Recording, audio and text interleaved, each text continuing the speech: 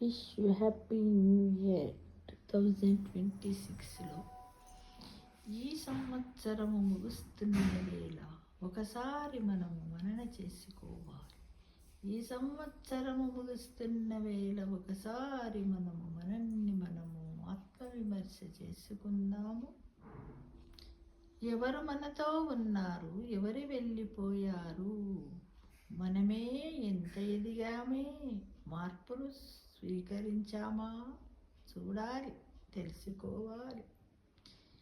మన తప్పులు, మన విజయాలు, మన కష్టాలు, మన మార్పులు సరిచేసుకో మిత్రమా. కొన్ని జ్ఞాపకాలు గాయపరిచాయి, అయినా వాటిని మరిచిపోయి క్షమించు మిత్రమా. కొన్ని నిలబడ్డాయి, వాటిని జ్ఞాపకముంచుకొని ఆనందించు మిత్రమా. కానీ ఇవన్నీ కలిసి మనల్ని మరింత బలముగా తీర్చిదిద్దుతాయి. కొత్త సంవత్సరములో కొత్త మనిషిగా మారడానికి ఇదే పునాది. ఎల్లవేళలా నీవు పాజిటివ్ థింక్ చేస్తూ అందరి మన్ననలను పొందు. ముఖ్యంగా ఈ సంవత్సరంలో నువ్వు వీటిని వదిలేయాలనుకుంటున్నావు మిత్రమా? కోపము, ద్వేషము, దుఃఖము, బాధ, ఈర్ష్య అన్నింటిని వదిలివేసి నీ మనస్సును ప్రశాంతంగా ఉంచుకొని ఆ సంవత్సరములో చేసినటువంటి తప్పులన్నింటిని సరిదిద్దుకొని ఒక స్పష్టమైన స్ఫటికము లాంటి మనస్సుతో ఈ సంవత్సరములో పునాది వేసుకొని ఆ పునాది పైన ఒక అందాల భవనాన్ని నిర్మించుకొని ఆ భవనములో నుండి ప్రకృతిని చూస్తూ ప్రకృతిలోని పచ్చదనాన్ని నీ జీవితముతో పోల్చుకుంటూ నీలో ఎల్లప్పుడూ చిగురించే సృజనాత్మకత అయినటువంటి ఆలోచనలకు మెరుగుపెట్టుకుంటూ అందరికీ ఆదర్శంగా నిలబడు మిత్రమా.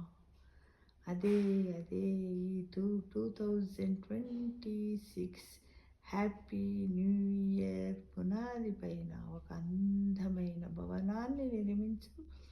ఆ మేడ లోపల అందాలను చిందిస్తూ ఆరోగ్యకరమైనటువంటి ఉత్సాహకరమైనటువంటి నీ జీవితాన్ని గడుపుకుంటూ నలుగురికి అన్నదానము, అక్షరదానాన్ని చేస్తూ నీ ధనదానాన్ని కూడా చేస్తూ ఆధ్యాత్మిక చింతనతో భగవంతుని ముందు నీవు గడపాలని ప్రతి ఒక్కరము కూడా మనము మన మనస్సును ఒక సక్రమైన మార్గములో పెట్టుకుంటూ మన బుద్ధి చెప్పినట్టు వింటూ మనము కార్యాచరణ చేసినట్టయితే మనం విజయపథం వైపు పోతాము మిత్రమా.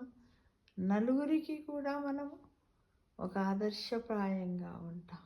ఈ సంవత్సరములో మనకు మనమే ఎలాంటి నిర్ణయాలు తీసుకోవాలి అనేది మనమే మన మనస్సును, బుద్ధిని, శాంతిని, ఆత్మను ఈ మూడింటిని ఏకం చేసి చక్కటి నిర్ణయం తీసుకొని విజయపథములో నడుస్తూ నలుగురికి ఆదర్శంగా ఉండాలని ఈ సంవత్సరం.